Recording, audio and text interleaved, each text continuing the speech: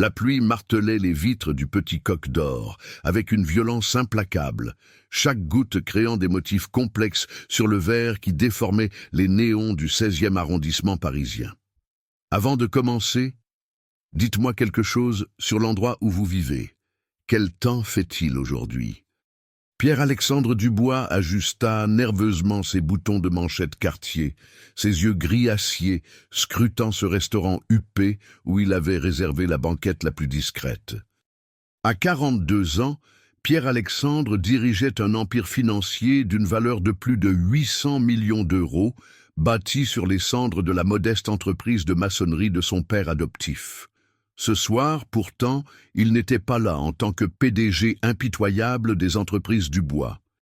Ce soir, il menait une expérience qui consumait ses pensées depuis des mois. L'idée avait cristallisé lors d'une réunion du conseil d'administration 3 semaines plus tôt, quand son directeur des acquisitions avait mentionné avec désinvolture combien les gens pouvaient être facilement achetés, comment la loyauté n'était qu'une marchandise avec une étiquette de prix. Ce commentaire avait frappé Pierre-Alexandre comme un coup physique, réveillant quelque chose de sombre et interrogateur dans son âme.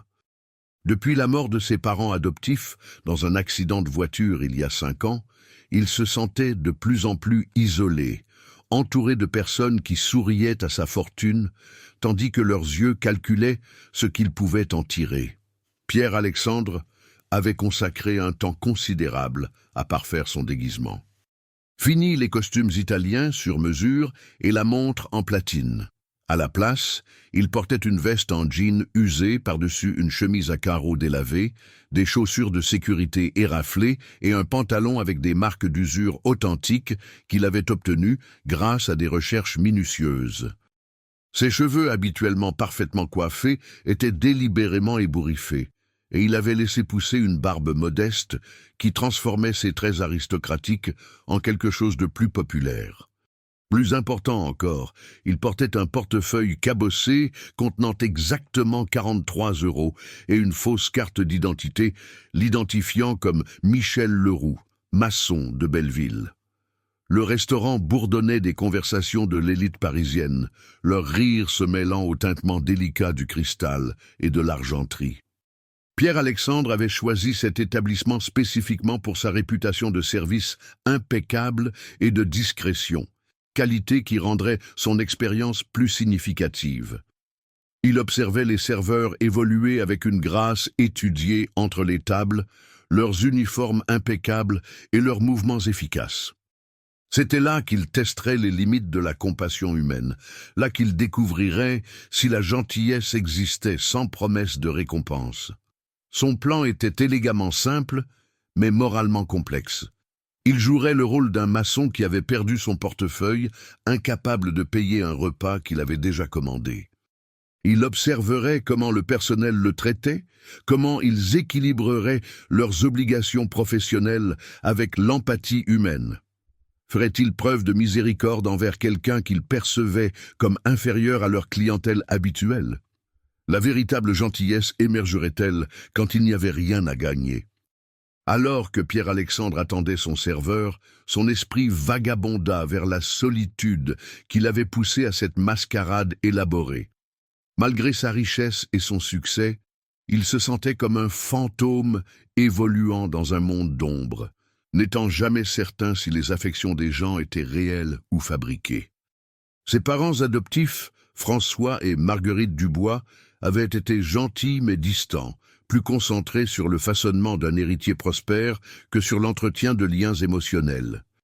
Ils lui avaient donné tout ce que l'argent pouvait acheter, mais étaient morts avant qu'il ne puisse vraiment les connaître en tant que personne plutôt qu'en tant que figure parentale. L'adoption elle-même demeurait entourée de mystères. François et Marguerite avaient été vagues sur les circonstances, mentionnant seulement que sa mère biologique avait été jeune et incapable de s'occuper de lui. Ils avaient scellé les dossiers et découragé les questions, insistant sur le fait que le passé était moins important que l'avenir qu'ils construisaient ensemble. Pierre-Alexandre avait respecté leurs souhaits de leur vivant, mais leur mort l'avait laissé avec un vide rongeant, un sentiment que des pièces cruciales de son identité restaient cachées dans l'ombre. Sa richesse était venue grâce à une combinaison d'héritage et de ses propres instincts commerciaux agressifs. Après avoir pris la direction des entreprises Dubois à 25 ans, il avait transformé la modeste entreprise de maçonnerie en un empire diversifié s'étendant à l'immobilier, la technologie et les services financiers. Son succès avait été fulgurant mais isolant, chaque triomphe ajoutant une couche supplémentaire de barrières entre lui et les connexions humaines authentiques. Chaque relation semblait transactionnelle, chaque amitié semblait porter une étiquette de prix tacite. La pluie dehors s'intensifia, créant un cocon d'intimité dans le restaurant qui faisait que Pierre-Alexandre se sentait simultanément plus connecté et plus isolé du monde qui l'entourait.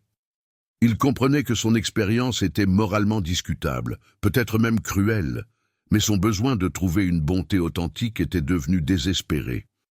Il avait été témoin de trop de trahisons, enduré trop de relations qui s'effondraient quand son argent était temporairement indisponible, pour faire confiance à la décence humaine sans preuve. Une commotion près des portes de la cuisine attira son attention. Une jeune femme émergea. Ses cheveux châtains tirés en une simple queue de cheval, ses mouvements rapides mais gracieux alors qu'elle naviguait entre les tables. Elle portait l'uniforme standard du serveur, mais quelque chose dans son port suggérait une force et une détermination qui transcendaient ces circonstances. Son badge indiquait « Camille » et quand elle souriait aux clients, l'expression semblait authentique plutôt que professionnellement requise. Pierre-Alexandre observa ses interactions avec un intérêt croissant.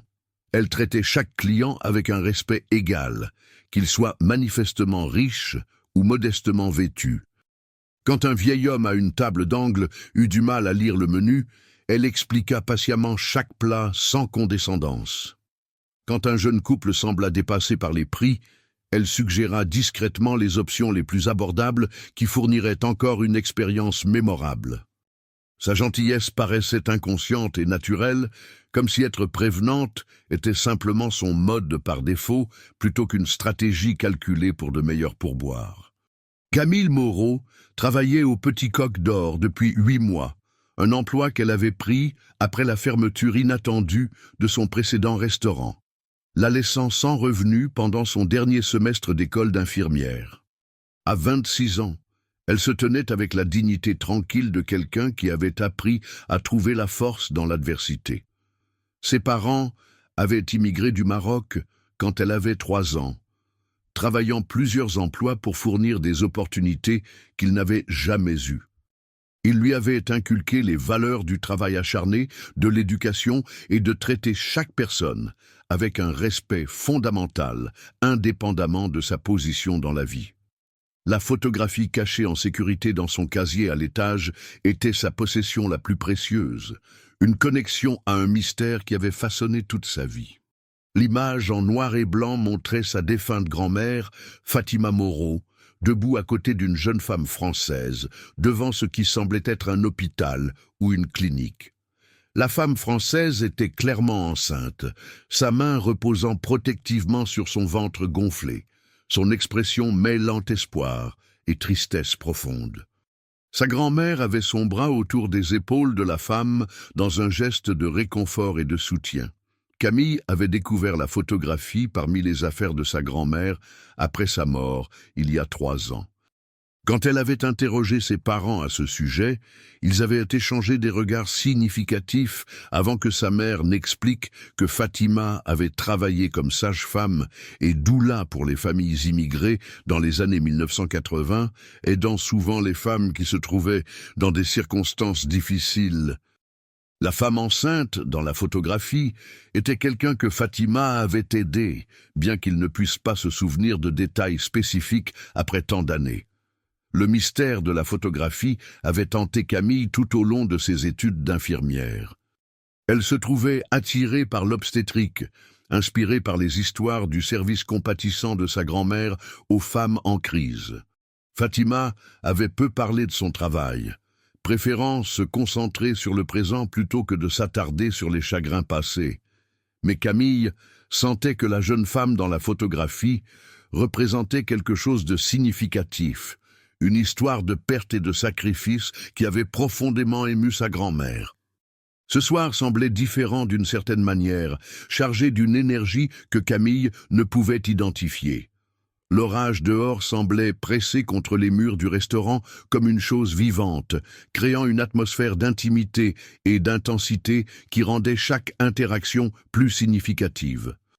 Elle avait remarqué l'homme dans la banquette du coin, son énergie nerveuse et son apparence soigneusement décontractée, suggérant quelqu'un jouant un rôle, plutôt que d'être authentiquement lui-même. Quelque chose en lui éveillait simultanément sa curiosité et ses instincts professionnels. Pierre-Alexandre regarda Camille s'approcher de sa table. Son sourire chaleureux et authentique, malgré l'heure tardive et la fatigue évidente autour de ses yeux. Elle bougeait avec économie et grâce, sa présence à la fois modeste et imposante.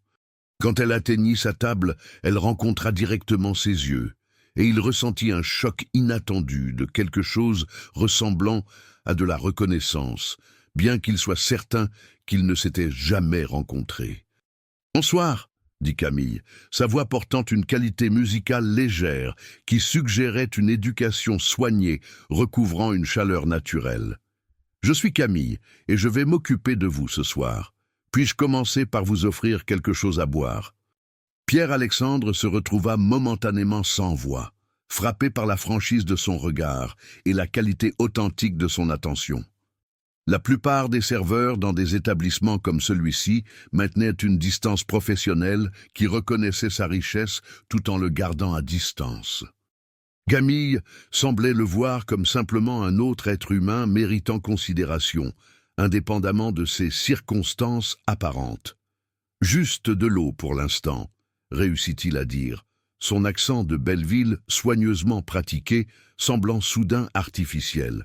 « Je regarde encore le menu. » Camille hocha la tête et s'éloigna pour chercher son eau, son absence créant un vide inattendu à la table.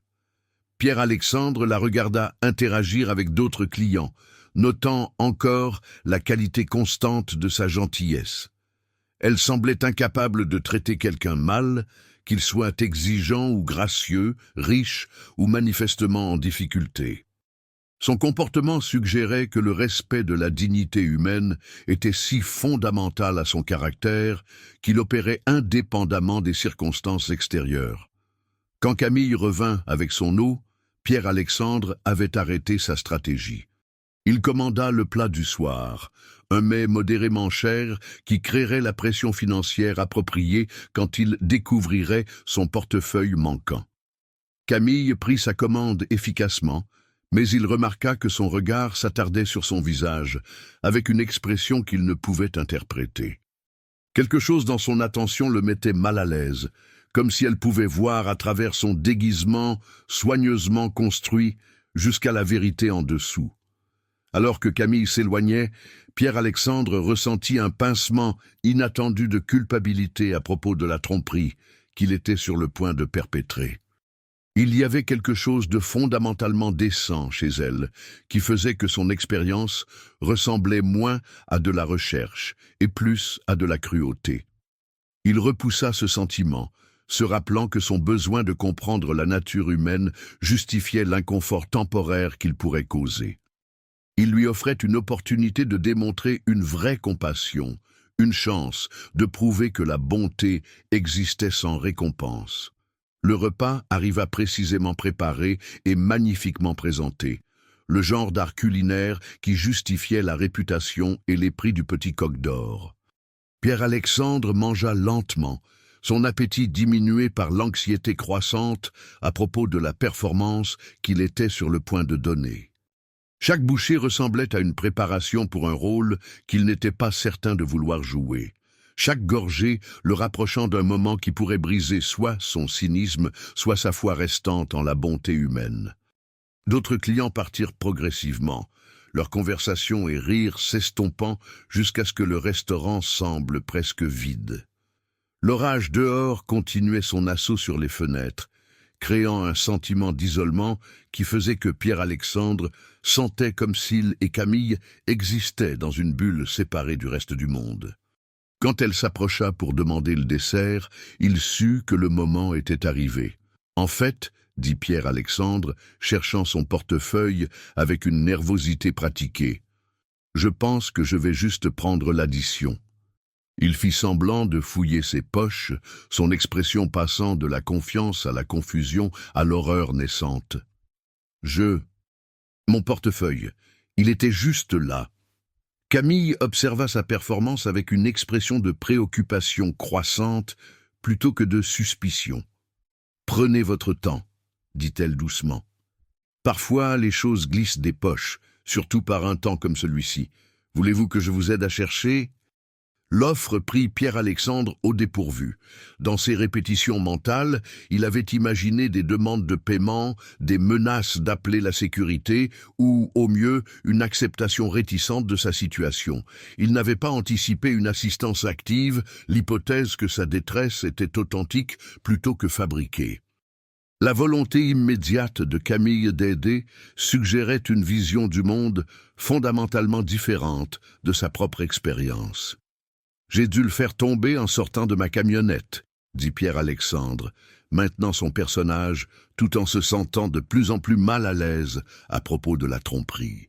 « La pluie tombait assez fort et je me dépêchais d'entrer. Je suis désolé, je sais que c'est une situation terrible pour vous. » L'expression de Camille passa de la préoccupation à la détermination. « Ne vous inquiétez pas de ça pour l'instant. L'important, c'est de trouver comment vous aider. » Elle jeta un coup d'œil autour du restaurant presque vide, son esprit travaillant clairement à travers les possibilités. « Avez-vous une pièce d'identité ? Nous pourrions peut-être arranger quelque chose. » Pierre-Alexandre produisit la fausse carte d'identité, regardant Camille l'examiner avec une attention professionnelle aux détails. Elle étudia la photographie, la comparant à son visage, et il ressentit un moment de panique que son déguisement pourrait être insuffisant. Mais Camille hocha simplement la tête et la lui rendit, son acceptation de son identité complète et confiante. « Michel Leroux, » dit-elle, sa voix portant une note de quelque chose que Pierre-Alexandre ne pouvait identifier. « C'est un bon nom, fort. » Elle s'arrêta, semblant peser ses mots soigneusement. « Écoutez, Michel, tout le monde a des nuits difficiles. L'orage a probablement la moitié de la ville qui perd des choses ou arrive en retard. Pourquoi ne me donnez-vous pas vos coordonnées et nous pouvons établir un plan de paiement?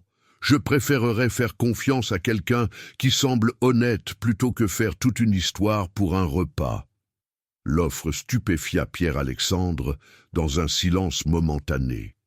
Camille proposait de garantir personnellement sa dette, de faire confiance à un parfait inconnu avec de l'argent qu'elle ne pouvait manifestement pas se permettre de perdre. La générosité était si inattendue, si fondamentalement en désaccord avec ses attentes cyniques, qu'il sentit sa vision du monde, soigneusement construite, commencer à se fissurer. « Je ne peux pas vous laisser faire ça, » dit-il, sa voix portant une émotion authentique malgré ces circonstances fictives. « Vous ne me connaissez même pas. » « Et si je ne peux pas vous rembourser ?» Camille sourit, et l'expression transforma son visage avec une telle chaleur que Pierre-Alexandre sentit quelque chose se déplacer définitivement dans sa poitrine. « Ma grand-mère disait toujours que la gentillesse crée plus de gentillesse. Si vous ne pouvez pas me rembourser, peut-être aiderez-vous quelqu'un d'autre qui en a besoin. Le monde marche mieux quand nous nous faisons confiance, vous ne pensez pas ?» La référence à sa grand-mère déclencha quelque chose chez Pierre-Alexandre qu'il ne pouvait expliquer, un sentiment de connexion qui allait au-delà de leur interaction actuelle. Il y avait quelque chose dans la présence de Camille, son approche pour traiter les gens, qui résonnait avec des souvenirs qu'il ne pouvait pas tout à fait saisir. Elle représentait un type de bonté fondamentale qu'il avait commencé à croire éteinte, une volonté de voir le meilleur chez les gens malgré les preuves du contraire. Alors que Camille commençait à calculer comment gérer sa dette supposée, Pierre-Alexandre ressentit les premiers vrais remords de conscience à propos de sa tromperie. Ce n'était pas la transaction froide qu'il avait attendue, mais quelque chose de plus complexe et émotionnellement chargé. Camille ne passait pas seulement un test. Elle démontrait une façon d'être dans le monde qui défiait tout ce qu'il pensait savoir sur la nature humaine. Le directeur du restaurant, un homme mince, aux yeux fatigués et au goût coûteux en accessoires, s'approcha de leur table avec une irritation évidente. « Y a-t-il un problème ici ?» demanda-t-il, son ton suggérant que les problèmes étaient des complications indésirables dans sa soirée autrement fluide. « Aucun problème du tout, monsieur Bertrand, » dit Camille doucement. « Je règle juste quelques détails de paiement avec monsieur Leroux ici. Tout est sous contrôle. » Bertrand examina Pierre-Alexandre avec une suspicion non déguisée, son regard s'attardant sur les vêtements usés et les chaussures éraflées. « Je vois. Et ces détails de paiement impliquent quoi, exactement ?» Pierre-Alexandre regarda l'échange avec un intérêt croissant, sentant des sous-entendus qui allaient au-delà d'un simple problème de service client. Bertrand semblait personnellement offensé par sa présence, comme si quelqu'un de son statut social apparent n'avait rien à faire dans un établissement comme le Petit Coq d'Or. L'attitude du directeur révélait exactement le genre de préjugés qui avait motivé l'expérience de Pierre-Alexandre en premier lieu. « Monsieur Leroux a eu quelques problèmes avec son portefeuille », expliqua Camille calmement. « Nous arrangeons pour qu'il règle sa facture demain quand il pourra aller à sa banque. Ce n'est pas inhabituel, et je suis heureuse de garantir personnellement le paiement. » L'offre fit hausser dramatiquement les sourcils de Bertrand. « Vous êtes prête à garantir personnellement la dette d'un inconnu ? Camille, c'est à peine un jugement financier sain. Peut-être devrions-nous gérer cela par des canaux plus traditionnels. » L'expression « canaux traditionnels » portait des implications claires de garde de sécurité et d'implications policières, des résultats qui humilieraient Pierre-Alexandre publiquement et pourraient entraîner des conséquences légales pour sa tromperie. Mais Camille fit un pas légèrement en avant, se positionnant entre Pierre-Alexandre et son directeur dans un geste à la fois protecteur et défiant. « Monsieur Leroux semble être une personne honnête qui passe une nuit difficile, » dit-elle fermement. « Je préférerais accorder ma confiance plutôt que créer des problèmes là où il n'y en a pas besoin. Si le restaurant a des préoccupations à propos de la dette, je prendrai l'entière responsabilité. » Pierre-Alexandre sentit sa gorge se serrer d'émotions inattendues. Camille était prête à risquer son emploi, sa stabilité financière et sa réputation professionnelle pour protéger quelqu'un qu'elle connaissait depuis moins de 2 heures. Ses actions allaient au-delà de la simple gentillesse dans le domaine du courage moral, démontrant une force de caractère qui faisait honte à ses propres suppositions cyniques sur la nature humaine. Bertrand voulait clairement argumenter davantage, mais le restaurant était presque vide et l'heure tardive rendait les disputes prolongées impratiques. « Très bien, » dit-il sèchement, « mais cela sort de vos pourboires s'il ne paie pas, et je veux que ce soit résolu d'ici demain soir. Compris ?»« Compris », répondit Camille, sa voix stable malgré la pression financière évidente que l'arrangement créait. Après que Bertrand s'éloigna d'un pas rageur, elle se tourna vers Pierre-Alexandre avec un sourire d'excuse. « Désolé pour ça. Ce n'est pas une mauvaise personne, juste stressée par le côté commercial des choses. » Sa volonté d'excuser même la rudesse de Bertrand démontrait la cohérence de son caractère, la façon dont elle cherchait la compréhension plutôt que le jugement même face à un comportement déraisonnable. Pierre-Alexandre réalisa que son expérience avait révélé bien plus qu'il n'avait prévu, exposant non seulement la décence extraordinaire de Camille, mais sa propre capacité de honte et de remords. « Je devrais partir », dit Pierre-Alexandre, se levant brusquement. Le poids de sa tromperie semblait soudain insupportable. La connaissance qu'il manipulait quelqu'un de si fondamentalement bon, créant une douleur physique dans sa poitrine. « Je trouverai un moyen de vous faire parvenir l'argent demain, je promets. »« Attendez, » dit Camille, tendant la main pour toucher doucement son bras. Le contact envoya un choc inattendu à travers Pierre-Alexandre, un moment de connexion humaine authentique qui perça ses barrières émotionnelles comme un éclair à travers les nuages d'orage. « Voulez-vous que j'appelle quelqu'un? Un ami? Un membre de la famille ?» Peut-être quelqu'un pourrait aider avec un transport ou un peu d'argent?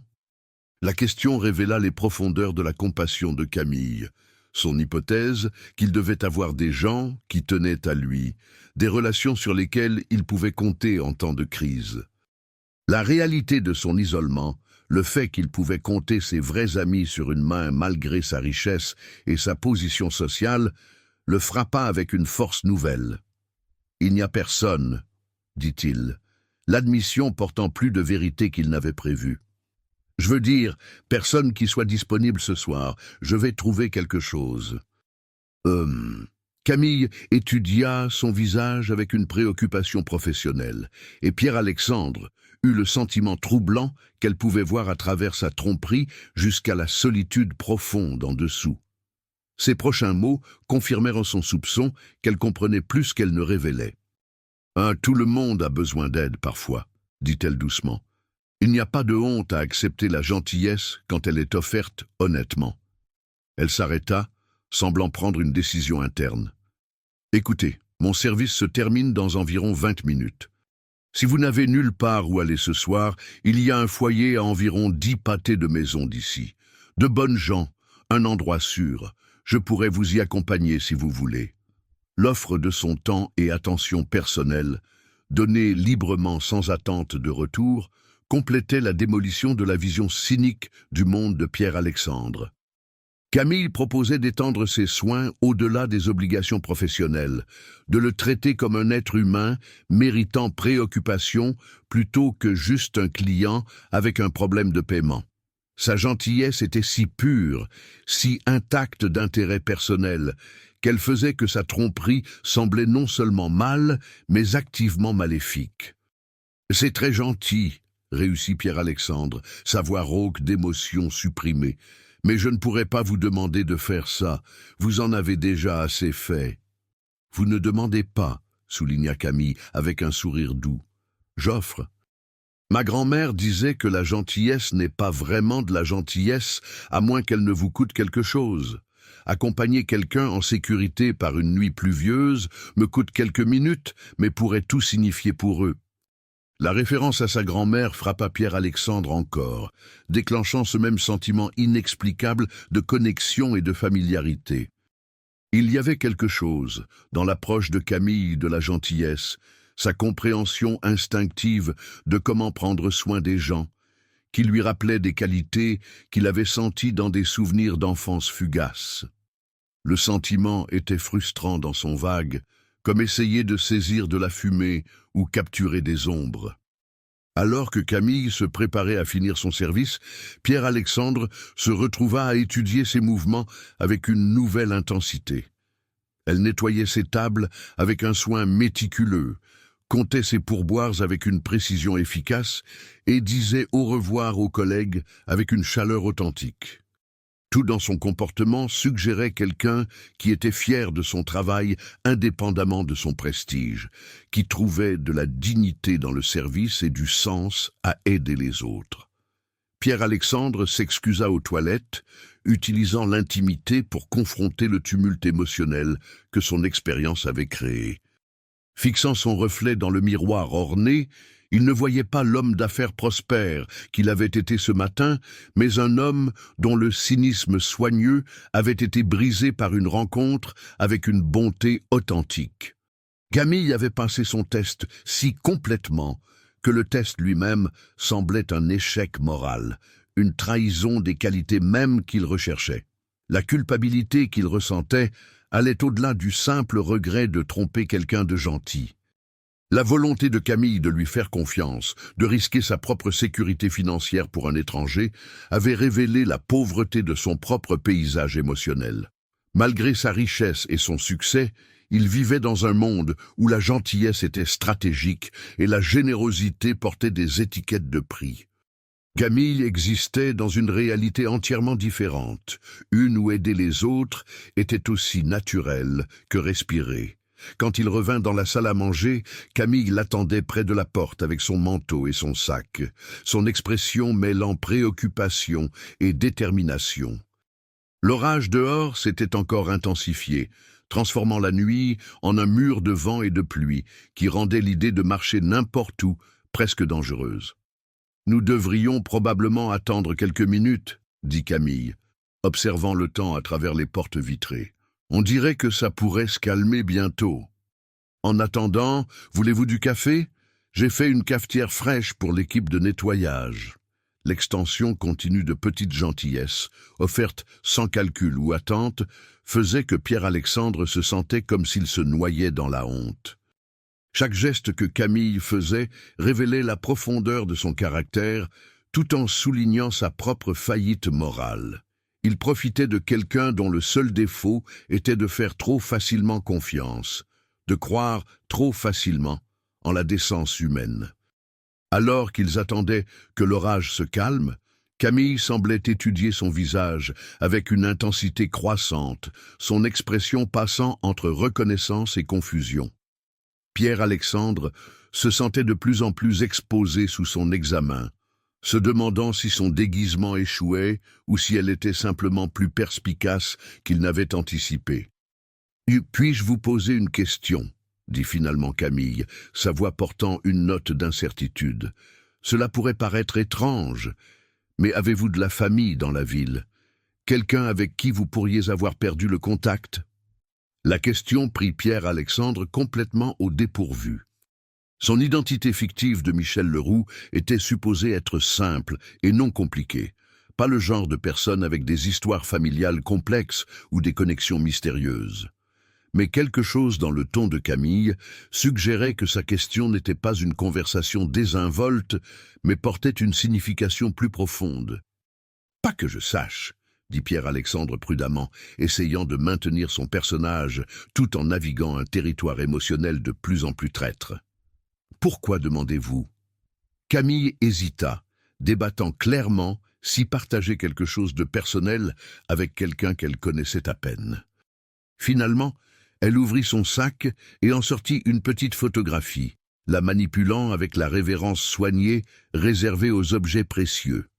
L'image était ancienne, en noir et blanc, légèrement fanée par l'âge et la manipulation soigneuse. « Cela appartenait à ma grand-mère, » dit Camille, offrant la photographie pour son inspection. « Elle est décédée il y a quelques années, mais c'était l'une de ses possessions les plus précieuses.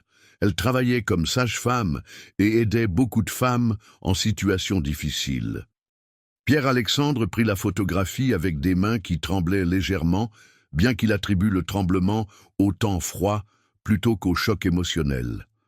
L'image montrait une femme âgée d'origine maghrébine, debout à côté d'une jeune femme caucasienne qui était clairement enceinte. Les deux femmes souriaient, mais l'expression de la jeune femme portait une tristesse profonde, qui parlait de choix difficiles et de sacrifices douloureux. Alors que Pierre-Alexandre étudiait la photographie, son monde bascula sur son axe. Les traits de la jeune femme étaient indéniablement familiers, non parce qu'il avait vu cette image spécifique auparavant, mais parce qu'il les voyait chaque matin dans son miroir de salle de bain.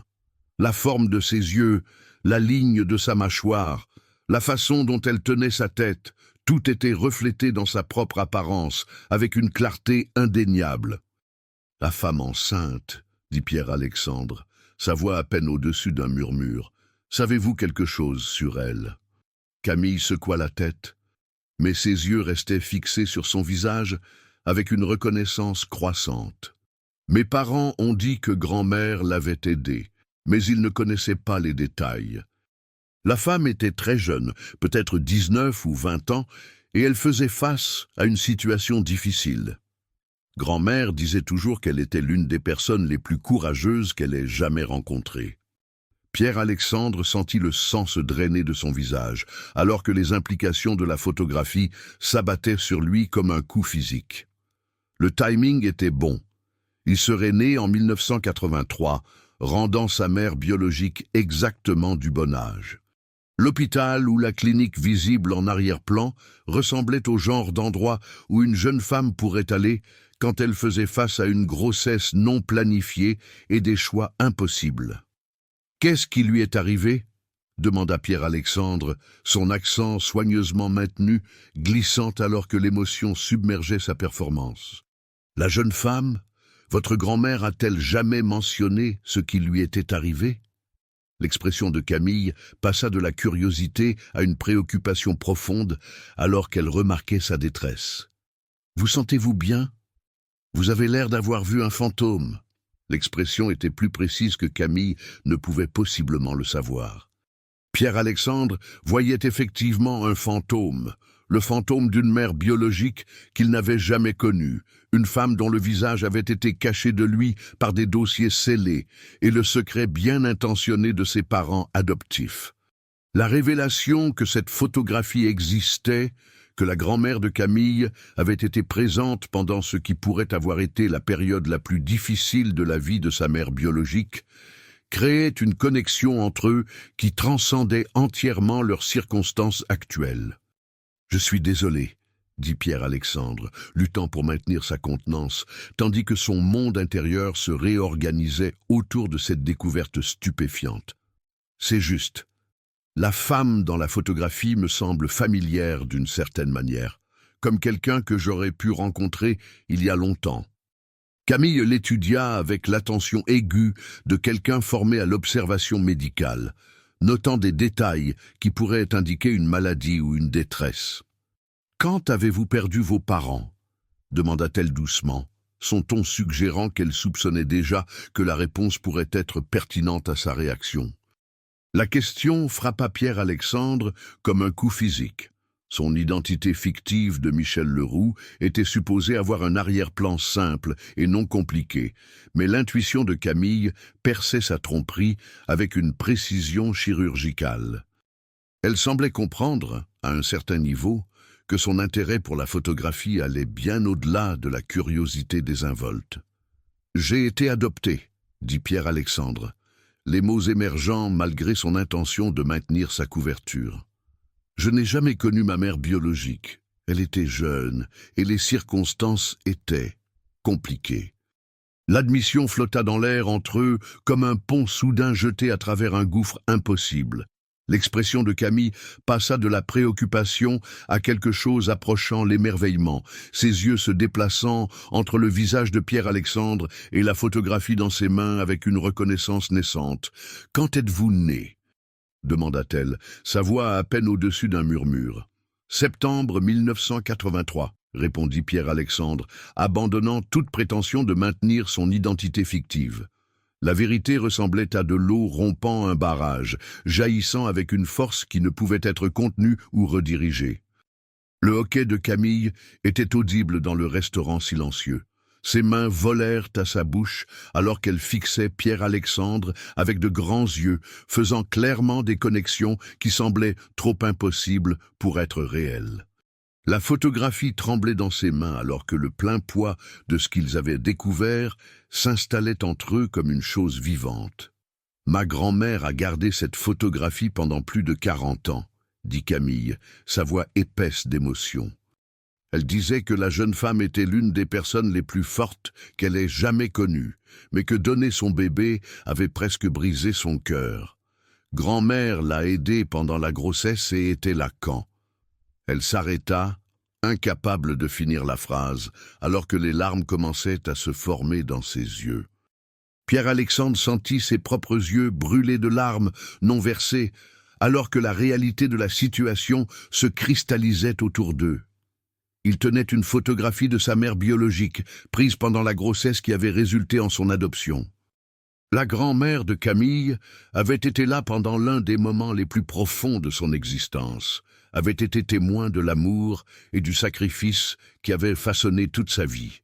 L'orage dehors sembla s'arrêter, comme si l'univers lui-même retenait son souffle, tandis que deux étrangers découvraient une connexion qui s'étendait sur des décennies et des générations. Pierre-Alexandre réalisa que sa expérience élaborée pour tester la gentillesse humaine l'avait mené à quelque chose de bien plus profond qu'il n'avait jamais imaginé. Un aperçu de ses propres origines, une connexion à la femme qui lui avait donné la vie. « Elle vous aimait », dit Camille doucement, sa voix portant une certitude absolue. Grand-mère disait toujours que la jeune femme aimait son bébé plus que tout au monde. C'est pourquoi elle a fait le choix qu'elle a fait. parce qu'elle voulait que vous ayez des opportunités qu'elle ne pouvait pas fournir. Les mots brisèrent les dernières défenses émotionnelles de Pierre-Alexandre. Toute sa vie, il s'était demandé si sa mère biologique l'avait simplement rejeté, si son adoption avait été le résultat d'indifférence ou de rejet. Apprendre que son existence était née de l'amour, que le choix de sa mère biologique avait été motivé par le sacrifice plutôt que l'abandon, altérait fondamentalement sa compréhension de lui-même et de sa place dans le monde. À travers ses larmes, Pierre-Alexandre regarda Camille avec une nouvelle reconnaissance. Elle n'était pas seulement une gentille serveuse qui lui avait montré une compassion inattendue. Elle était un lien vers son passé, une connexion à l'amour qui avait façonné son existence avant même qu'il ne tire son premier souffle. Sa grand-mère avait été présente pendant la grossesse de sa mère biologique, avait offert réconfort et soutien pendant ce qui devait être la période la plus difficile de la vie de la jeune femme. La réalisation que son expérience cynique l'avait menée à ce moment de découverte profonde ressemblait à la providence, comme si l'univers avait orchestré leur rencontre pour guérir des blessures qu'il ne savait même pas porter. La gentillesse de Camille envers un étranger n'avait pas seulement passé son test, elle avait révélé des connexions qui transcendaient leur interaction de surface, des relations qui les liaient ensemble à travers le temps et les circonstances. « Je dois vous dire quelque chose, » dit Pierre-Alexandre, sa voix tremblant d'émotion et de culpabilité. « Mon nom n'est pas Michel Leroux, et je ne suis pas maçon.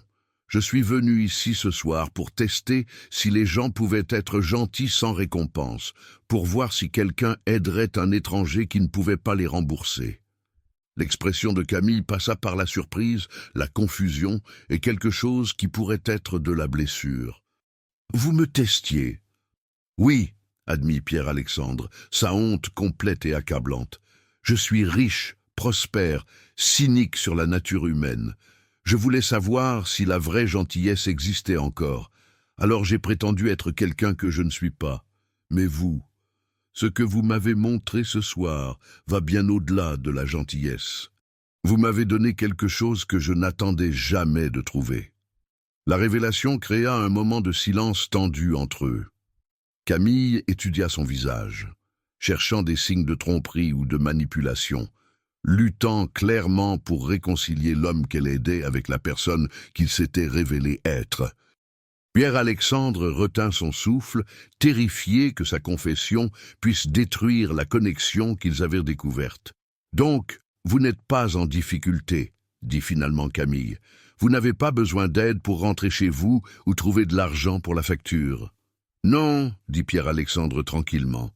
« J'ai plus d'argent que je ne pourrais en dépenser en plusieurs vies. Je vous testais, et j'ai honte de ça. Mais trouver cette photographie, apprendre la connexion entre votre grand-mère et ma mère biologique, c'est réel. Cela compte plus que tout ce que j'aurais pu planifier ou imaginer. » Camille resta silencieuse un long moment, ses doigts traçant les bords de la photographie alors qu'elle traitait sa confession. Pierre-Alexandre observa son visage, essayant de lire ses émotions, terrifié que sa tromperie puisse avoir empoisonné la découverte extraordinaire qu'ils avaient faite ensemble. « Vous savez ce qui est étrange ?» dit finalement Camille. « J'ai porté cette photographie pendant 3 ans, me demandant l'histoire derrière. Et ce soir, un étranger entre dans mon restaurant, et d'une façon ou d'une autre, nous nous retrouvons connectés à cette même histoire. Peut-être que votre test était vraiment l'univers nous testant tous les deux. » Son interprétation offrit à Pierre-Alexandre une bouée de sauvetage qu'il ne méritait pas, une façon de comprendre sa tromperie comme partie d'un motif plus large plutôt que comme une simple manipulation. La grâce de sa réponse démontrait la même qualité de caractère qu'il avait attiré dès le début, un instinct pour trouver du sens et de la connexion même dans des circonstances difficiles. « Pouvez-vous m'en dire plus sur votre grand-mère » demanda Pierre-Alexandre, son besoin de comprendre ses origines submergeant son embarras à propos de la tromperie. « Qu'est-ce qu'elle disait d'autre sur cette époque, sur ma mère » Camille sourit, son expression mêlant tristesse et joie, alors qu'elle partageait des souvenirs de la femme qui avait façonné sa compréhension de la compassion et du service. Grand-mère ne parlait jamais beaucoup de cas spécifiques, mais elle mentionnait cette grossesse parce qu'elle l'avait affectée si profondément. Elle disait que la jeune femme était incroyablement courageuse, qu'elle avait pris sa décision avec un amour complet et aucun égoïsme. Alors que Camille partageait les souvenirs de sa grand-mère, Pierre-Alexandre commença à comprendre les circonstances de sa naissance avec une nouvelle clarté. Sa mère avait été jeune et face à des choix impossibles, mais sa décision de le placer pour adoption avait été motivée par l'amour plutôt que le rejet. Elle avait voulu qu'il ait des opportunités et de la stabilité qu'elle ne pouvait pas fournir, démontrant une sorte d'amour désintéressé qui transcendait sa compréhension précédente. L'orage dehors commença finalement à se calmer, la pluie passant d'un déluge torrentiel à des gouttes régulières qui créaient un rythme plus doux contre les fenêtres du restaurant. Le changement de temps sembla signaler un changement dans leur conversation aussi, passant de la révélation à la planification, de la découverte à l'action. « J'aimerais vous rembourser votre gentillesse, » dit Pierre-Alexandre. « Pas seulement couvrir la facture, mais quelque chose de plus significatif. Vous avez risqué vos pourboires, possiblement votre emploi, pour aider quelqu'un que vous pensiez être un étranger en difficulté. » Camille secoua fermement la tête. « Je ne veux pas de votre argent. » Ce qui s'est passé ce soir était plus grand que l'argent, plus important que les transactions financières. Nous avons trouvé quelque chose de réel ici, une connexion qui compte.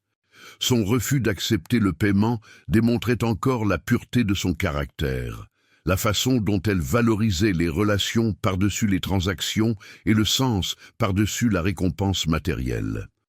Pierre-Alexandre réalisa que son cynisme initial sur la nature humaine avait été basé sur des interactions avec des gens qui partageaient sa vision du monde centrée sur la richesse, qu'il n'avait jamais rencontré quelqu'un qui opérait selon le système de valeurs de Camille. « Alors laissez-moi aider d'autres façons, » dit Pierre-Alexandre. « Vous êtes à l'école d'infirmière, travaillant de nuit pour payer votre éducation. Laissez-moi établir un fonds de bourse, aider d'autres étudiants qui luttent comme vous le faites. » La suggestion fit briller les yeux de Camille d'un intérêt authentique. Ce serait formidable. Il y a tant de gens qui essaient de devenir infirmiers qui ne peuvent pas se permettre les programmes, ne peuvent pas travailler à plein temps et étudier à plein temps simultanément. Alors qu'ils discutaient des possibilités d'aider d'autres étudiants, Pierre-Alexandre ressentit un sens du but qu'il n'avait jamais éprouvé dans ses affaires commerciales.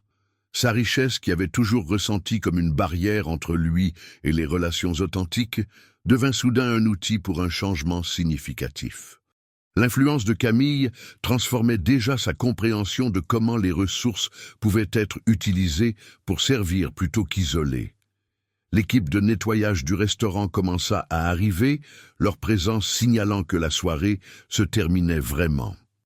Pierre-Alexandre et Camille rassemblèrent leurs affaires, tous deux réticents à laisser la nuit se conclure, malgré les découvertes extraordinaires qu'ils avaient faites ensemble. La photographie restait entre eux comme un pont connectant leur passé partagé et leur avenir incertain.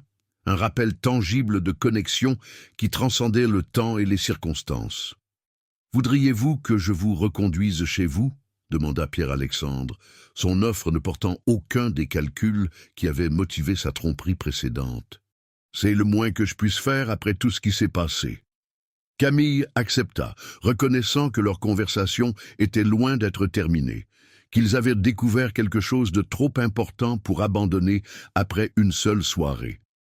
Alors qu'ils se préparaient à quitter le restaurant, tous deux comprenaient que leur relation avait évolué au-delà de serveurs et clients, au-delà d'administrateurs de tests et sujets de tests, dans un territoire que ni l'un ni l'autre n'avaient anticipé.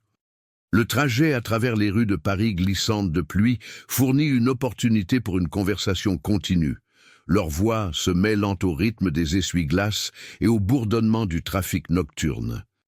Camille dirigea Pierre-Alexandre vers un quartier modeste de Belleville, son immeuble exactement le genre d'endroit où quelqu'un qui travaille pour payer ses études d'infirmière vivrait propre, sûr, mais clairement abordable plutôt que luxueux.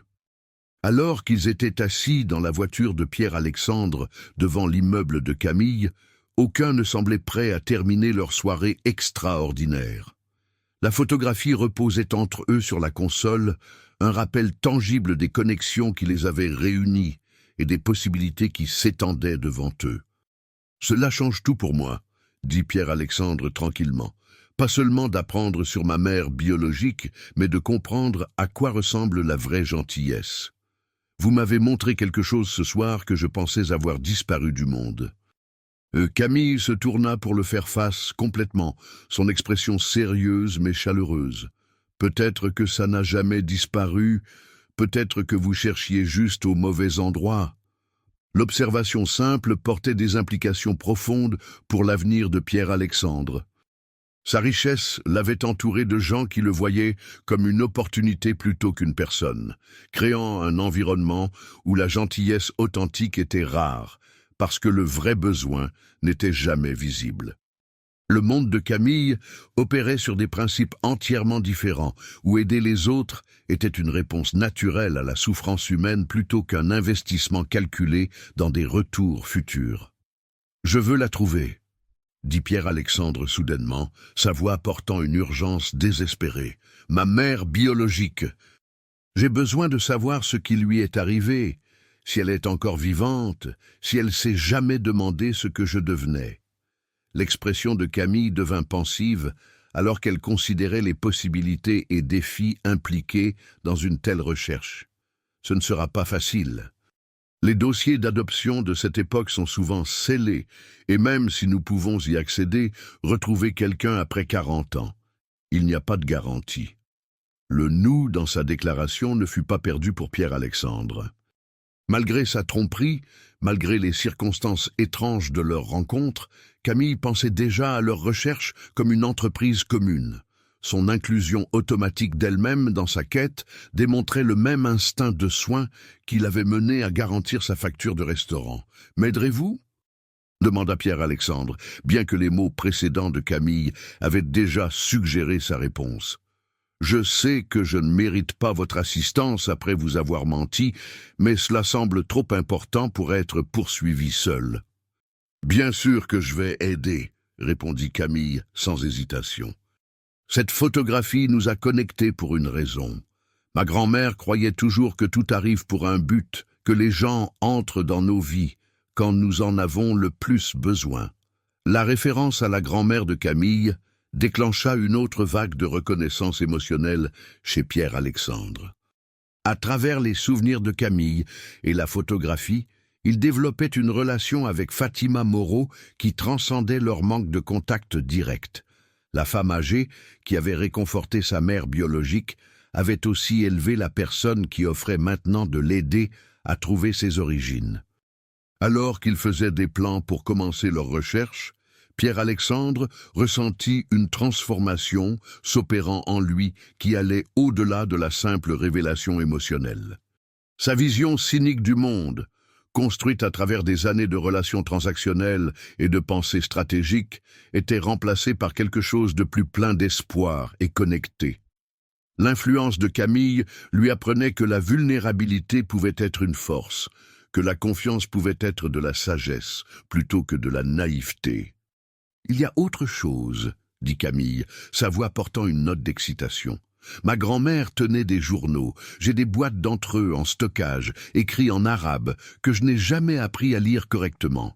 Si elle a écrit sur le cas de votre mère, il pourrait y avoir des détails qui pourraient nous aider à chercher. » La possibilité d'informations supplémentaires sur sa mère biologique fit battre le cœur de Pierre-Alexandre d'anticipation et d'anxiété. Les journaux de sa grand-mère pourraient contenir non seulement des faits, mais des aperçus émotionnels, des détails sur la personnalité de sa mère biologique, ses espoirs, ses peurs pendant la grossesse. La perspective d'apprendre sur elle en tant que personne plutôt que juste une connexion biologique semblait à la fois excitante et terrifiante. Seriez-vous disposé à les faire traduire? Demanda Pierre-Alexandre. Je pourrais arranger des traducteurs professionnels, des gens qui se spécialisent dans les documents historiques. Camille hocha la tête avec enthousiasme, son enthousiasme pour le projet égalant le sien. J'ai toujours voulu les lire, mais n'ai jamais eu les ressources pour les faire traduire correctement. Grand-mère écrivait sur tous ces cas, toutes les femmes qu'elle aidait. Si l'histoire de votre mère est là, nous la trouverons. La collaboration qu'il planifiait ressemblait au début de quelque chose de beaucoup plus grand qu'une simple recherche d'informations. Pierre-Alexandre réalisa que Camille devenait non seulement une alliée dans sa quête, mais une partie fondamentale de sa transformation de cynique isolé à quelqu'un capable de connexions humaines significatives. La pluie avait complètement cessé pendant qu'il parlait, laissant la ville lavée et luisante sous les lampadaires qui se reflétaient sur le pavé mouillé comme des diamants éparpillés. L'orage qui les avait réunis cédait la place à des cieux clairs, comme si la nature elle-même bénissait leur partenariat nouvellement trouvé et leur mission partagée. « Je devrais y aller », dit finalement Camille, bien que sa réticence à terminer leur conversation soit évidente. « Demain va être une grande journée si nous allons vraiment commencer cette recherche. » Pierre-Alexandre voulait lui demander de rester plus longtemps, de continuer leur conversation jusqu'à l'aube si nécessaire. Mais il reconnaissait qu'elle lui avait déjà donné plus qu'il avait le droit d'espérer. Sa volonté de l'aider à trouver sa mère biologique, malgré sa tromperie et les circonstances compliquées de leur rencontre, représentait une générosité qu'il apprenait encore à comprendre. « Merci », dit-il, les mots semblant inadéquats pour exprimer la profondeur de sa gratitude. Pour tout. Pour m'avoir montré de la gentillesse quand je ne la méritais pas, pour avoir partagé la photographie de votre grand-mère, pour avoir accepté de m'aider à trouver des réponses que j'ai cherchées toute ma vie. Camille sourit, son expression mêlant chaleur et quelque chose qui ressemblait à de l'affection. Merci de m'avoir rappelé pourquoi je suis devenue infirmière. Parfois je deviens si concentré sur finir l'école et payer les factures que j'oublie la vraie raison pour laquelle je voulais aider les gens. Ce soir m'a rappelé que chaque personne a une histoire, que chacun mérite la compassion. Alors que Camille marchait vers son immeuble, Pierre-Alexandre la regarda de sa voiture jusqu'à ce qu'elle soit en sécurité à l'intérieur. La soirée avait commencé comme une expérience sur la nature humaine et était devenue une révélation sur sa propre capacité de connexion et de croissance. La photographie qui avait catalysé leur découverte reposait à côté de lui sur le siège passager, non plus juste un souvenir de famille de Camille, mais un pont entre leur passé partagé et leur avenir incertain. Conduisant de retour vers son appartement de Penthouse, Pierre-Alexandre ressentit le poids de sa richesse et de son succès différemment qu'il ne l'avait fait ce matin. Au lieu de barrières qui l'isolaient de la connexion humaine authentique, ses ressources représentaient maintenant des possibilités d'action significatives. Camille lui avait montré comment le privilège pouvait être utilisé pour le service plutôt que la séparation, comment le pouvoir pouvait être dirigé vers la guérison plutôt que le contrôle. Les jours suivants se fondirent dans un tourbillon d'activités alors que Pierre-Alexandre se jetait dans la recherche de sa mère biologique avec la même intensité qu'il avait autrefois appliquée aux acquisitions d'entreprises. Mais cette fois, sa motivation était l'amour plutôt que le profit, la connexion plutôt que le contrôle. Camille s'avéra être une partenaire inestimable, son empathie naturelle et sa formation médicale fournissant des aperçus qui complétaient ses ressources financières et ses connexions d'affaires. La première percée vint à travers les journaux de la grand-mère de Camille. Les traducteurs professionnels travaillèrent jour et nuit pour convertir les caractères arabes soigneux de Fatima Moreau en texte français qui révélait un trésor d'informations sur les femmes qu'elle avait aidées. L'entrée sur la mère biologique de Pierre-Alexandre était détaillée et émotionnellement riche, peignant le portrait d'une jeune femme nommée Isabelle Dubois, qui avait fait face à des choix impossibles avec un courage remarquable. Selon le récit de Fatima, Isabelle avait 19 ans, étudiante en deuxième année d'université qui était tombée enceinte après une brève relation avec un camarade étudiant qui l'avait abandonnée quand elle révéla la grossesse. Ses propres parents l'avaient rejetée, la laissant seule et luttant pour décider entre élever un enfant qu'elle ne pouvait pas soutenir ou placer le bébé pour adoption avec une famille qui pourrait fournir des opportunités qu'elle ne pouvait imaginer offrir. Le journal révélait qu'Isabelle avait passé des semaines à agoniser sur sa décision, visitant l'agence d'adoption à plusieurs reprises avant de finalement s'engager dans le processus. Fatima avait fourni non seulement des soins médicaux, mais un soutien émotionnel, aidant Isabelle à comprendre que choisir l'adoption était un acte d'amour plutôt que d'abandon. La sage-femme âgée avait été présente lors de la naissance de Pierre-Alexandre, avait regardé Isabelle tenir son fils pour la seule fois avant de le placer dans les bras de ses parents adoptifs. Lire sur l'amour et le sacrifice de sa mère biologique à travers les observations compatissantes de Fatima transforma complètement la compréhension que Pierre-Alexandre avait de ses origines. Isabelle Dubois ne l'avait pas rejeté, mais avait pris la décision la plus difficile de sa vie parce qu'elle voulait qu'il ait des chances qu'elle ne pouvait pas fournir. Son choix avait été motivé par l'amour désintéressé, le genre d'affection pure que Camille lui avait montré au restaurant. Le nom de famille Dubois dans le journal fournit le premier indice concret pour leur recherche, bien qu'ils découvrirent rapidement qu'Isabelle Dubois était un nom assez commun pour compliquer considérablement leur enquête.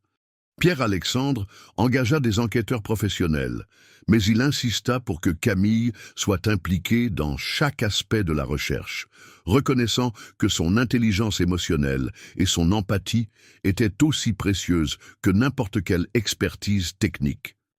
Des semaines d'investigation réduisirent progressivement leurs recherches à une Isabelle Dubois qui avait vécu en Normandie au début des années 1980, avait fréquenté l'université brièvement avant d'abandonner et avait plus tard déménagé en Bretagne rurale où elle avait travaillé comme institutrice et bibliothécaire. Les détails correspondaient assez étroitement aux entrées du journal de Fatima pour suggérer qu'il suivait la bonne personne.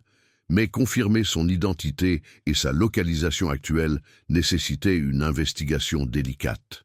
La percée vint quand ils localisèrent l'ancienne collègue d'Isabelle à une petite bibliothèque bretonne, une femme âgée nommée Madame Rousseau, qui se souvenait clairement d'Isabelle et avait maintenu un contact occasionnel au fil des années.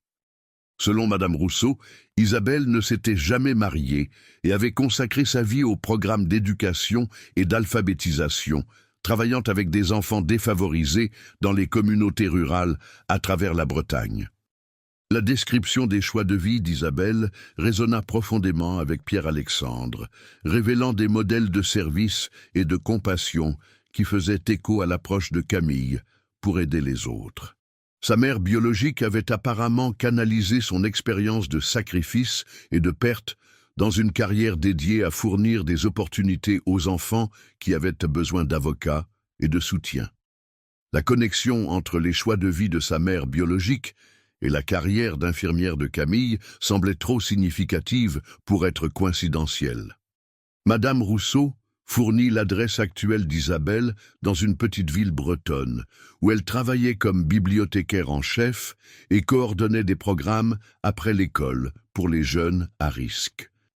La connaissance que sa mère biologique était vivante et apparemment prospère créa un mélange d'excitation et de terreur chez Pierre-Alexandre qu'il lutta à contenir.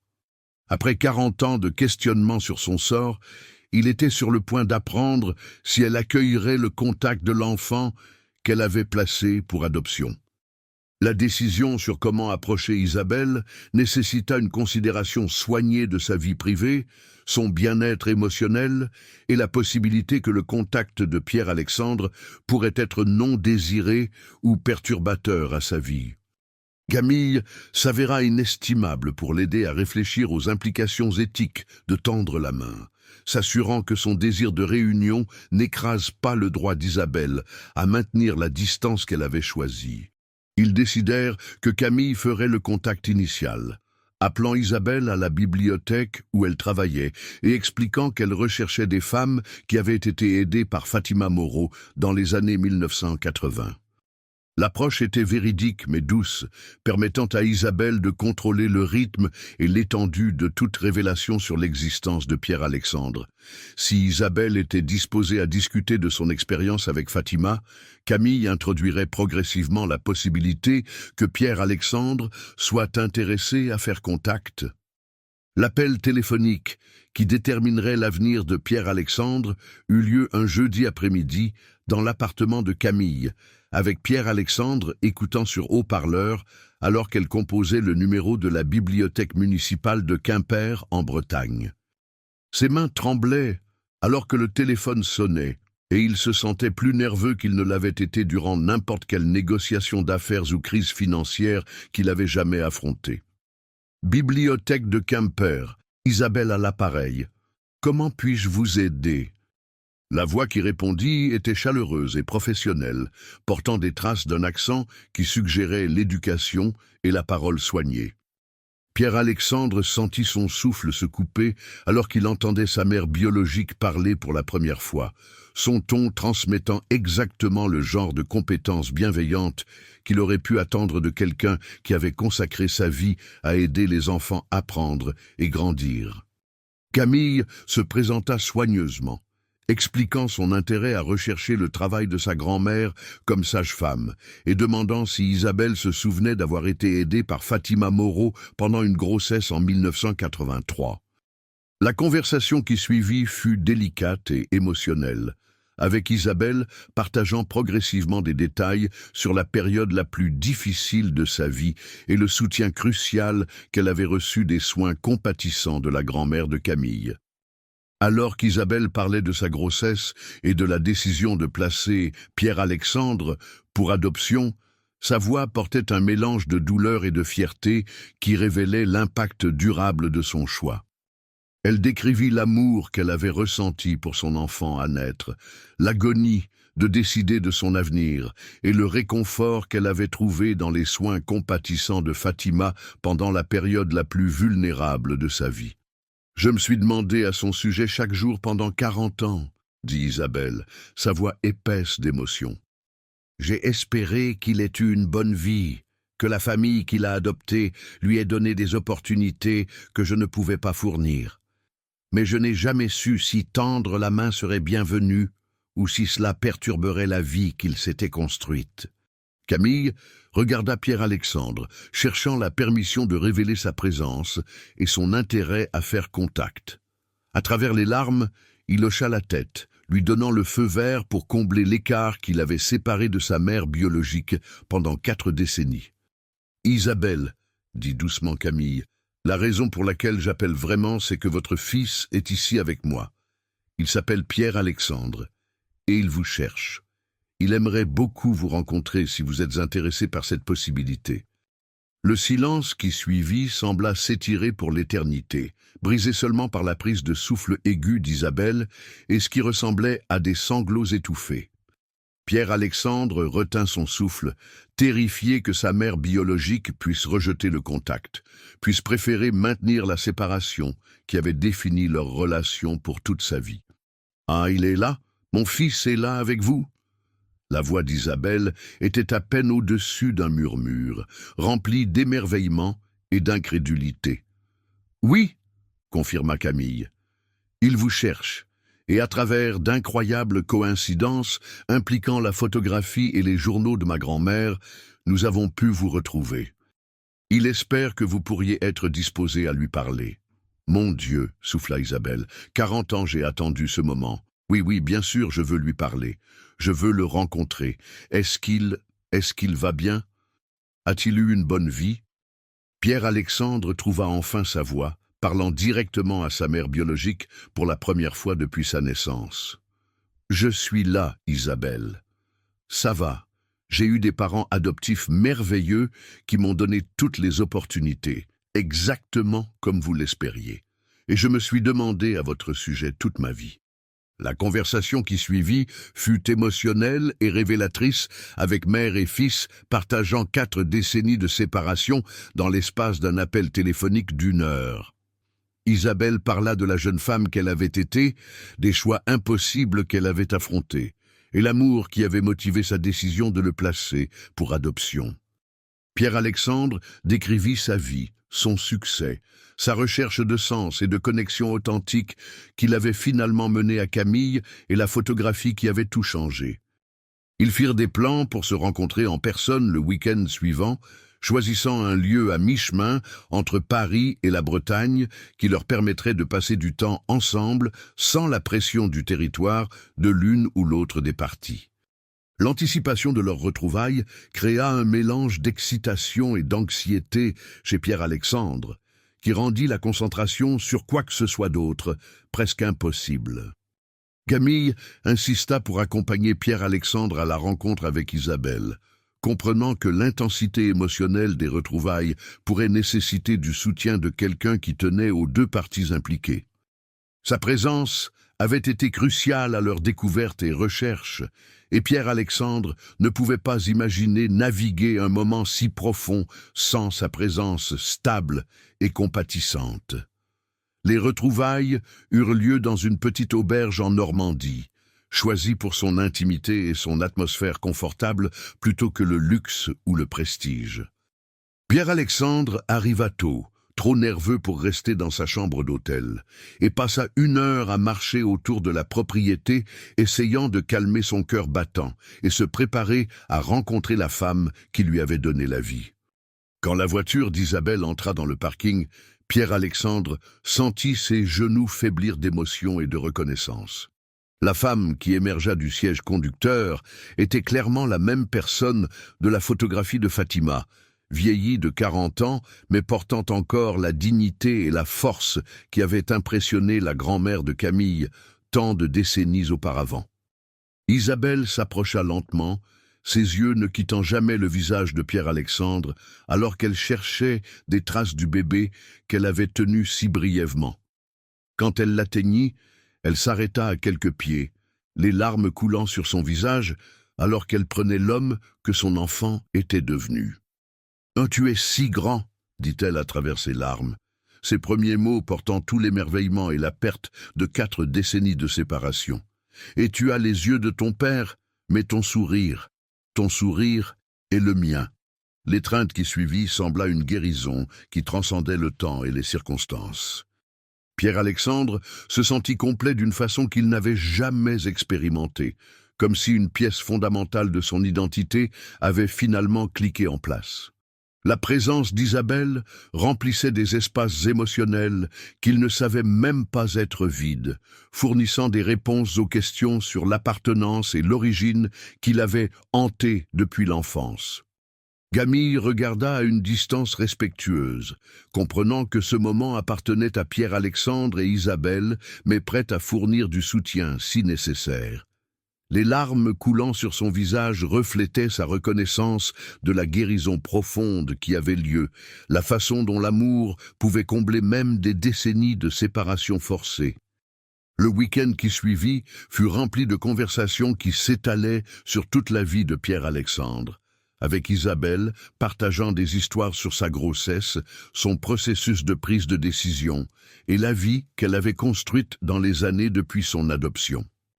Pierre-Alexandre décrivit son enfance, son éducation, son succès commercial, et plus important, la recherche de sens et de connexion qui l'avait mené à Camille et finalement de retour à sa mère biologique. La réponse d'Isabelle à l'apprentissage de la richesse et du succès de Pierre-Alexandre le surprit avec sa concentration sur le caractère plutôt que les réalisations.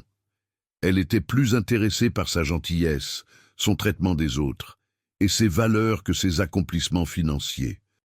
Ces questions révélaient la préoccupation d'une mère pour le développement émotionnel et moral de son enfant, pas sa prospérité matérielle. « Je suis fière de ce que tu as accompli », dit Isabelle à Pierre-Alexandre pendant une de leurs longues promenades autour des jardins de l'auberge. « Mais je suis plus fière de l'homme que tu es devenu. » Le fait que tu testais la gentillesse de cette jeune femme montre que tu comprends ce qui compte vraiment dans la vie. Et le fait que tu planifies d'utiliser tes ressources pour aider les étudiants infirmiers montre que tu as appris les leçons que tes parents adoptifs ont essayé de t'enseigner. Non, la référence à Camille comme cette jeune femme fit réaliser à Pierre-Alexandre que sa mère biologique comprenait la signification de leur rencontre au-delà de son rôle dans la facilitation de leur retrouvailles. Isabelle reconnaissait que Camille représentait quelque chose de crucial dans le développement de Pierre-Alexandre, un catalyseur pour la croissance et le changement qui allait au-delà de leur connexion partagée à la photographie de Fatima. « Je pense que je tombe amoureux d'elle », admit Pierre-Alexandre pendant une de leurs conversations privées. Pas seulement parce qu'elle m'a aidé à vous trouver, mais parce qu'elle m'a montré à quoi ressemble la bonté authentique. Elle change ma façon de comprendre ce que signifie être humain. Le sourire d'Isabelle portait l'approbation maternelle et quelque chose qui ressemblait au soulagement. « Bien. Tu as besoin de quelqu'un qui voit ton cœur plutôt que ton portefeuille. Quelqu'un qui te défie à être ton meilleur toi-même plutôt que d'accepter simplement ce que tu choisis de donner. » L'aperçu révélait la compréhension sophistiquée d'Isabelle des défis que la richesse pouvait créer dans les relations, sa reconnaissance que Pierre-Alexandre avait besoin de quelqu'un qui le valoriserait pour des qualités intrinsèques plutôt qu'externes. Son approbation de Camille ressemblait à une bénédiction, l'endorsement d'une mère du choix de son fils en partenaire. Alors que le week-end tirait vers sa fin, Pierre-Alexandre et Isabelle firent des plans pour un contact continu qui permettrait à leur relation de se développer naturellement sans submerger l'une ou l'autre de leurs vies établies. Isabelle exprima son intérêt à visiter Paris, rencontrer Camille correctement et apprendre plus sur le programme de bourse que Pierre-Alexandre établissait pour les étudiants infirmiers. Le trajet de retour vers Paris ressembla à une transition entre une phase de la vie de Pierre-Alexandre et une autre, un passage de la recherche à la trouvaille, de l'isolement à la connexion. Camille était assise à côté de lui dans un silence confortable, comprenant qu'il avait besoin de temps pour traiter les énormes changements émotionnels du week-end, tout en restant disponible pour du soutien quand il était prêt à parler. « Merci », dit finalement Pierre-Alexandre, sa voix portant une gratitude qui allait bien au-delà de la simple appréciation. « Rien de ceci ne serait arrivé sans vous. Votre gentillesse, votre volonté d'aider un étranger, la photographie de votre grand-mère. Vous m'avez rendu quelque chose que je ne savais même pas avoir perdu. » Camille tendit la main pour serrer sa main, son contact fournissant réconfort et connexion qui semblaient aussi naturels que respirer. Peut-être nous nous le sommes rendus l'un à l'autre. J'ai appris autant de vous que vous de moi. À propos de la confiance, à propos de prendre des chances sur les gens, à propos de comment les coïncidences significatives peuvent tout changer. Le fonds de bourse qu'ils établirent ensemble devint plus qu'une simple aide financière pour les étudiants infirmiers. Il devint un symbole de comment les ressources pouvaient être utilisées pour honorer les valeurs qui les avaient réunies. Pierre-Alexandre insista pour qu'il soit appelé la bourse Fatima Moreau pour les soins compatissants, s'assurant que l'héritage de service de la grand-mère de Camille continuerait à impacter des vies pour les générations à venir. Le programme grandit au-delà de leur vision initiale, s'étendant pour inclure des opportunités de mentorat, des stages dans les hôpitaux leaders et des partenariats avec les écoles d'infirmières à travers la région. Pierre-Alexandre découvrit que l'utilisation de sa richesse pour des buts significatifs fournissait une satisfaction que ses précédents succès d'affaires n'avaient jamais atteinte, créant un sens du but qui s'alignait avec sa compréhension transformée de ce qui constituait une vie bien vécue. 6 mois après leur première rencontre, Pierre-Alexandre demanda Camille en mariage, dans le même restaurant où ils avaient découvert leur connexion. Retournant à la banquette, où sa gentillesse avait initié la chaîne d'événements qui avait changé leurs deux vies pour toujours. La demande était privée et émotionnelle, concentrés sur leur engagement à construire une vie ensemble basée sur les valeurs qu'ils avaient découvertes l'un chez l'autre. Leur mariage eut lieu 1 an plus tard, dans une cérémonie qui combinait élégance simple avec sens profond. Isabelle était là, rayonnant de fierté maternelle, alors qu'elle regardait son fils s'engager envers la femme qui les avait aidés à se retrouver. La présence de la famille élargie de Camille, incluant les parents âgés qui avaient connu Fatima personnellement, créa un sens de connexion générationnelle qui honorait le passé tout en célébrant l'avenir. L'empire d'affaires de Pierre-Alexandre continua de prospérer, mais son approche de la richesse et du succès fut fondamentalement transformée par sa relation avec Camille et ses retrouvailles avec Isabelle. Il devint connu pour les pratiques d'affaires éthiques, les avantages généreux des employés et les programmes de responsabilité sociale corporative qui reflétaient son engagement à utiliser le privilège pour le service plutôt que la simple accumulation. L'histoire de comment le test cynique d'un millionnaire avait mené à la découverte de sa mère biologique devint quelque chose d'une légende dans leurs cercles sociaux, inspirant d'autres à examiner leurs propres suppositions sur la nature humaine et les possibilités de connexion authentique. Pierre-Alexandre et Camille parlèrent fréquemment lors de conférences et d'événements caritatifs, partageant leur expérience comme exemple de comment des rencontres apparemment fortuites pouvaient révéler des vérités profondes sur l'amour, le sacrifice et la résilience de l'esprit humain. Des années plus tard, alors que Pierre-Alexandre et Camille élevaient leurs propres enfants avec Isabelle comme grand-mère dévouée, la photographie qui avait catalysé leur découverte restait affichée en évidence dans leur maison. L'image servait de rappel quotidien que l'amour pouvait transcender le temps et les circonstances, que la gentillesse créait des connexions qui duraient à travers les générations et que les découvertes les plus importantes émergeaient souvent de moments où les gens choisissaient de faire confiance plutôt que de douter, d'aider plutôt que de juger. La leçon qui transforma la compréhension de Pierre-Alexandre de la nature humaine devint la fondation des valeurs de leur famille.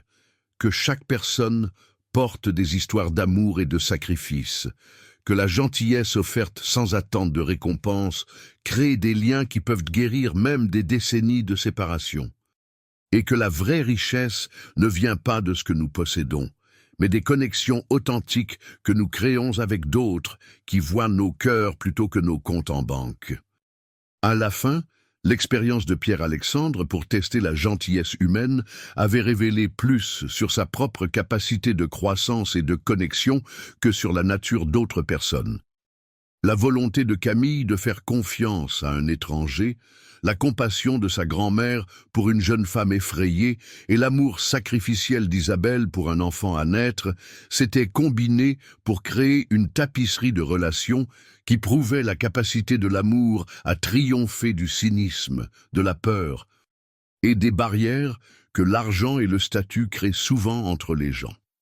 La photographie de Fatima Moreau et d'Isabelle Dubois restait un pont entre le passé et le présent, un témoignage du pouvoir de la compassion à créer des connexions qui perdurent à travers le temps et transforment des vies de façon qui ne pourrait jamais être planifiée ou prédite. À travers sa découverte, 2 étrangers étaient devenus âmes sœurs, un fils avait trouvé sa mère, et le monde avait gagné un autre exemple de comment la gentillesse authentique crée des miracles qu'aucune quantité de richesse ne pourrait acheter.